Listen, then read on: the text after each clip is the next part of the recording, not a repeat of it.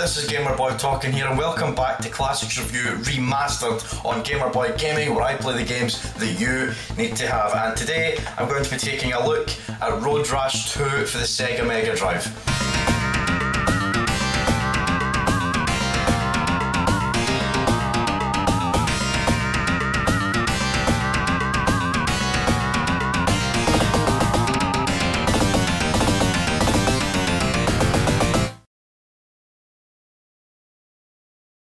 Road Rash 2 was released over a year after its predecessor on the Mega Drive, releasing in January of 1993. It was never released on any other platform. The game retains most of the features that were present in the original game, with only a few additions and enhancements. Instead of unknown locations, Road Rash 2 takes place in 5 American states. These include Alaska, Tennessee, Arizona, Vermont and Hawaii. There is also the addition of an extra weapon that can be used in the game, so as well as a baton you can also wield a chain, and this time your weapons and attacks will do a particular amount of damage to your opponent rather than one strong attack knocking them off instantaneously as it was in Road Rash 1. The bikes also received a new addition in the form of nitrous oxide, which allows you to give your bike a temporary speed boost on command. Aside from the features mentioned, the game maintains its core gameplay mechanics. Very little has changed in this instance, and the objective remains the same as Road Rash 1. You race the stages you choose, and finishing between 3rd and 1st place on all stages allows you to advance to the next level,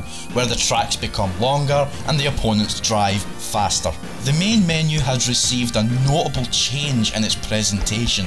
It provides a little more ease to navigate as opposed to Road Rash 1, in which you had to press certain buttons to show different menus. I actually forgot to mention in my review of Road Rash 1 that in that game, if you wanted to record your progress to return to it at a later time, you had to input a password.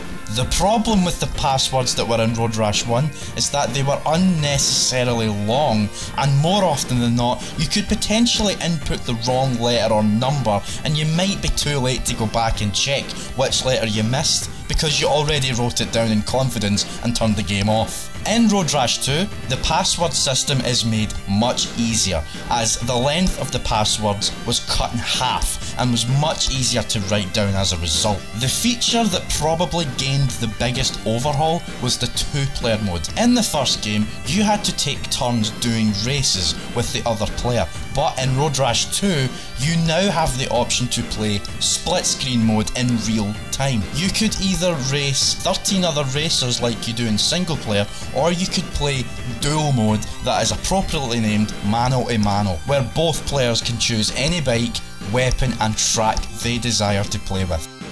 This made multiplayer much more attractive and a hell of a lot more fun compared to what it was in Road Rash 1. In the single player, non-playable characters interact with you in the same manner as they do in Road Rash 1.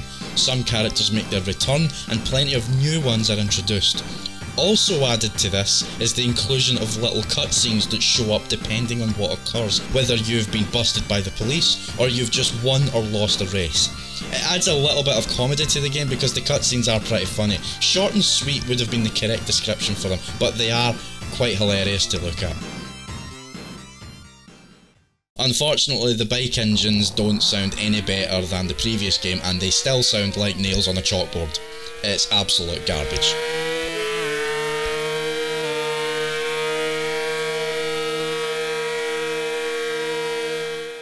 And a similar thing can be said for the visuals. It's hard to analyse how this game looks in comparison to its predecessor. I guess the only thing I can point out is that the backgrounds represent the state that you're driving in to give it that little bit of authenticity. But other than that, the graphics are almost a carbon copy of Road Rash 1. I guess if it's not broke, don't fix it, but a little enhancement wouldn't have went far. I probably should have collaborated this review with my review of Road Rash 1 as a double header of some sort, as the games are pretty much the exact same as each other when it comes to gameplay alone, just with a few extra features added to the sequel. In closing, Road Rash 2 is still a solid game just like Road Rash 1. It's as if Road Rash 1 set the standard and Road Rash 2 made it a little bit better. I suppose that's what happens when you have a gap of 1 year and 4 months to develop the successor. Road Rash 2 is still a fun game, and if you've missed out, it's available on the Mega Drive and is pretty affordable.